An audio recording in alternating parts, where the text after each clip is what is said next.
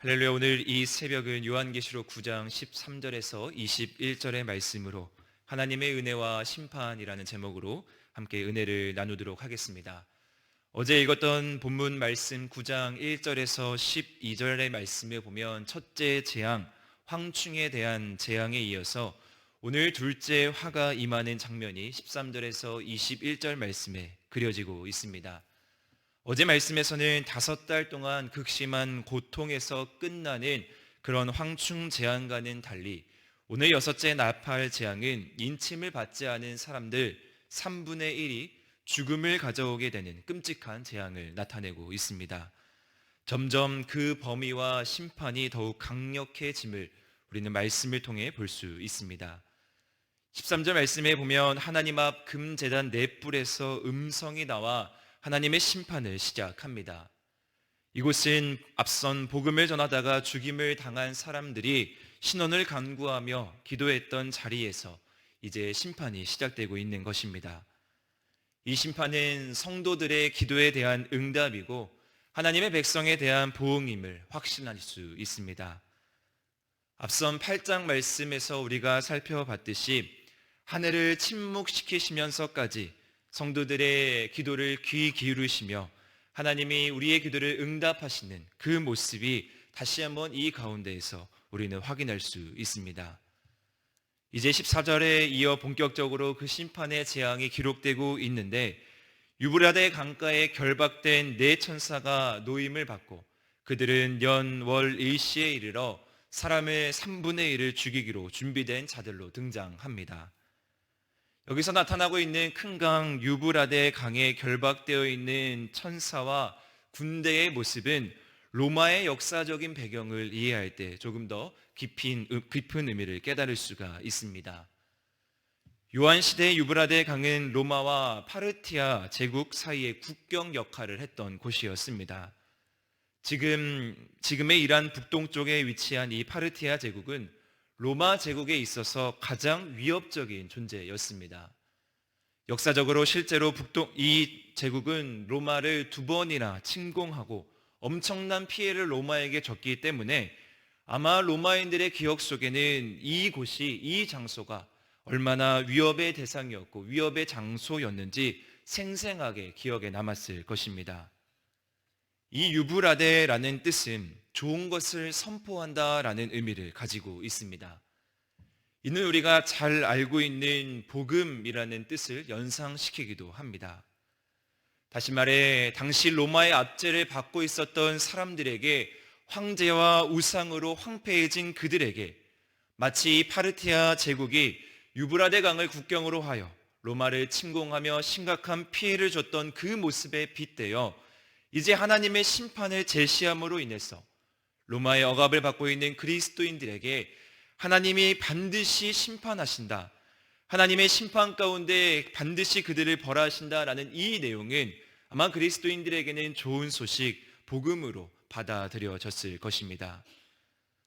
또한 요한은 연월일시라는 이 구체적인 시점을 제시함으로 말미암아 하나님께서 자신의 신적인 계획에 따라 모든 것이 수행되고 있음을 강조하는 것입니다. 모든 것이 하나님의 주권적인 시간표, 그 년, 월, 일시 오직 하나님의 뜻, 하나님이 아시는 그 방향으로 이 심판이 계획되고 선포되고 있습니다. 이어 이 네 천사의 수하에는 마병대가 2만만이 있고 그들의 모습이 이렇게 묘사되고 있습니다. 그들의 모습은 불빛과 자줏빛과 유황빛과 호심경이 있고 말들의 머리는 사자 같고 그 입에서 나오는 3가지 재앙, 곧 불과 연기와 유황으로 그들의 모습을 묘사합니다. 여기서 말하는 2만만이라는 숫자는 2억이라는 숫자로도 우리가 생각할 수 있지만 우리가 요한계시록의 관점에서 상징적인 의미로 이 2만만이라는 숫자를 접근했을 때 이는 엄청나게 많은 수, 더 나아가 완전한 군대를 의미한다고 보면 좋을 것 같습니다. 마병대가 취하고 있는 이 모습은 예레미야 46장에 기록된 말씀을 반영합니다. 사자의 머리, 불과 연기의 유황의 이미지, 또한 꼬리가 뱀 같은 모습은 마치 공포스럽고 맹렬한 인상을 나타내기에 충분합니다. 이 모습을 통해서 하나님께서 내리시는 치명적인 심판의 모습이 얼마나 위협적이고 얼마나 강렬한지를 다시 한번 이 백성들에게 나타내고 있는 것입니다. 유브라데강 건너편에 2만만이라는 아주 거대한 백성들이 마병대가 강렬한 모습으로 사람들을 3분의 1을 죽이는 그 모습은 그들이 이제 받게 되는 심판이 얼마나 심각하고 얼마나 큰 화인지를 정확하게 알려줍니다. 오늘 여섯째 나팔과 이 네 천사의 이야기를 통해 우리는 몇 가지 중요하게 살펴볼 대목이 있습니다. 먼저 우리가 고민해 볼 부분은 과연 이 심판을 받고 있는 대상이 누구인가냐는 것입니다. 다섯 번째 나팔 재앙과 마찬가지로 이 여섯 번째 나팔 재앙 역시 사탄에게 속임을 받은 사탄에게 속한 자들을 끊임없이 괴롭힌다라는 것을 우리는 알아야 합니다. 하나님의 심판이라는 이 맥락에서 하나님의 백성들이 사탄에게 괴롭힘을 당한다고 말하는 것은 없습니다. 우리가 요한계시록을 자세히 읽어보면 요한계시록의 심판의 맥락에서 계속해서 이야기하고 있는 가장 중요한 것은 오히려 하나님의 백성은 철저하게 하나님의 도우심과 하나님의 보호하심을 받고 있습니다. 하나님의 백성은 심판의 도구로서 사탄의 괴롭히는 그러한 대상이 아닙니다. 유일하게 하나님의 백성이 심판을 받는 사탄에게 괴롭힘을 받는 경우가 있다면 그것은 하나님의 말씀과 그리스도를 증언했기 때문이지 그러한 괴롭힘은 오히려 그리스도인의 자랑으로 나타날 수 있는 것입니다. 요한계시록에 나타난 이 심판, 어마무시한 이 재앙의 메시지는 사단이 자신에게 속한 자들을 착취하고 자신에게 속한 자들을 괴롭힌다라는 것을 주목해야 합니다. 하나님께서 세상을 심판하실 때 바로 이 점을 이용하여서 세상을 심판하고 있는 것입니다. 죽음과 음부의 권세를 이기신 예수 그리스도의 모습을 우리는 분명히 말씀 가운데 살펴보았고 오늘 이 심판을 거행하고 있는 사탄의 모든 것까지도 하나님의 권세 아래 있음을 또한 모든 것이 하나님의 계획과 하나님의 섭리 아래 있다는 것을 우리는 잊지 말아야 합니다. 또 한 가지 우리가 오늘 말씀을 통해서 주목해 볼 사실은 이 나팔 심판에서 일관되게 3분의 1이 그 심판 결과에 영향을 받는다라는 것입니다. 이 3분의 1이라는 숫자도 우리는 하나님의 은혜로우심을 발견할 수 있습니다. 분명히 인간의 악함으로 인해 하나도 남김없이 심판하여 모든 것을 파멸할 수 있는 권리를 가지신 분이 하나님임에도 불구하고 하나님께서는 그 모든 것을 파멸하지 않으시고 3분의 1만 죽임을 당하고 심판의 대상으로 삼으시고 3분의 1을 남겨놓는다라는 사실이 바로 남은 자의 은혜요 하나님의 긍휼입니다. 우리는 이러한 은혜, 이러한 긍휼을 깨달아야 하고 더 나아가 우리는 이러한 은혜와 긍휼을 전할 수 있는 자로 서야 합니다.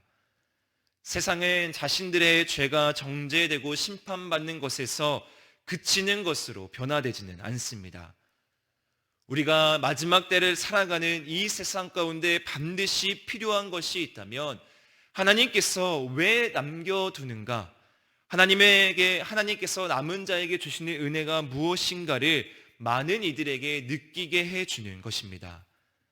따라서 우리는 세상에 돌아가 하나님의 백성으로서 하나님의 은혜로우심과 하나님의 긍휼을 전해야 합니다.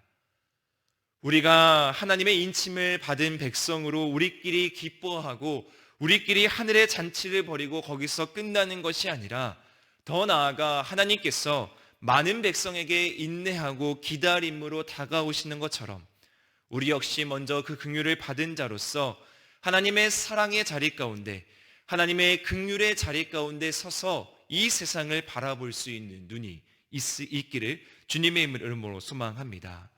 왜냐하면 여섯째까지의 나팔 심판이 이어짐에도 불구하고 심지어 오늘 말씀에는 3분의 1이라는 숫자가 죽음에도 불구하고 오늘 말씀 마지막 부분에 보면 사람들은 여전히 회개하지 아니하고 하나님께 돌아오지 않는다라고 말하기 때문입니다.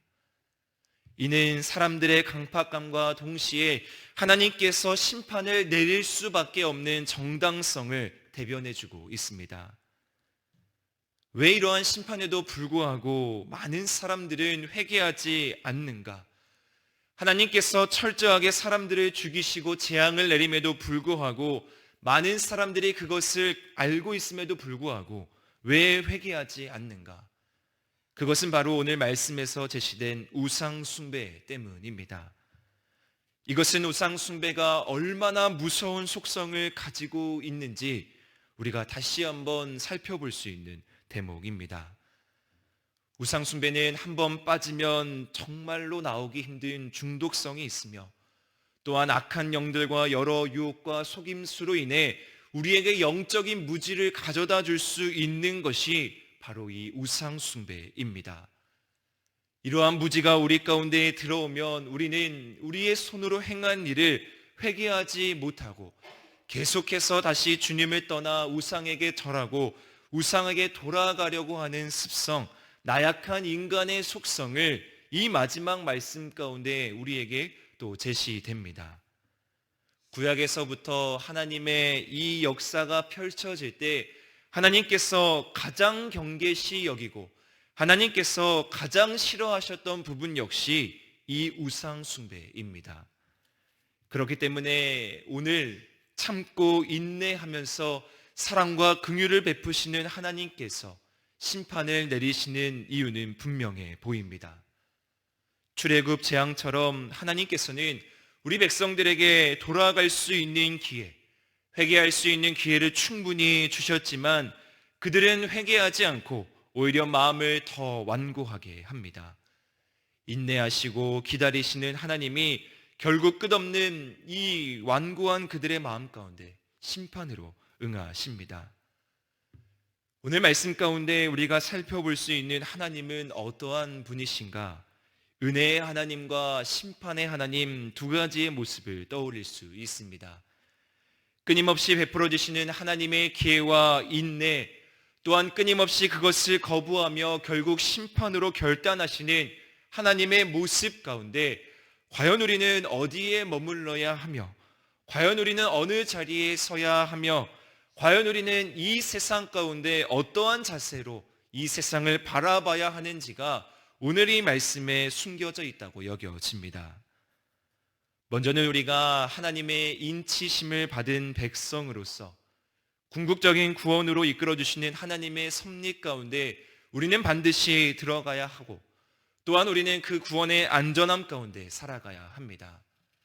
따라서 우리는 요한계시록 4장과 5장의 말씀에서 살펴봤듯이 지금도 여전히 끊임없이 하늘에서 예배가 드려지는 24장로와 내 생물의 예배 가운데 우리가 하나님을 함께 기뻐하고 예배해야 되며 또한 5장 말씀에서 어린 양 되신 예수 그리스도 궁극적인 승리를 가져다 주시는 그 예수님을 우리가 믿는 자로 속해야 하고 또한 더 나아가 우리에게 주어지는 임무가 있다면 우리가 이 세상을 살아갈 때 이 세상을 방관하면서 살아가는 것이 아니라 이 심판의 심각성을 또한 여전히 지금도 우상 숭배하고 회개하지 않고 돌아오지 않는 여전히 자기 멋대로 살아가는 자들에게 오늘 이 말씀의 심각성을 붙들고 하나님의 마음과 하나님의 계획과 그 년월일시를 계획하고 있는 이 세상의 주권자 되신 하나님을 전할 수 있는 귀한 한우리 성도님들 되시기를 주님의 이름으로 축복합니다. 이 세상 만물을 주관하시고 이 세상의 모든 것을 계약하시고 사단의 권세와 사단의 심판까지도 하나님의 섭리 아래 있다는 그 하나님의 말씀, 하나님의 주권을 붙들고 오늘도 세상 가운데 나아갈 때 승리하시는 우리 하늘의 성도님들 되시기를 주님의 이름으로 축복합니다. 기도하시겠습니다.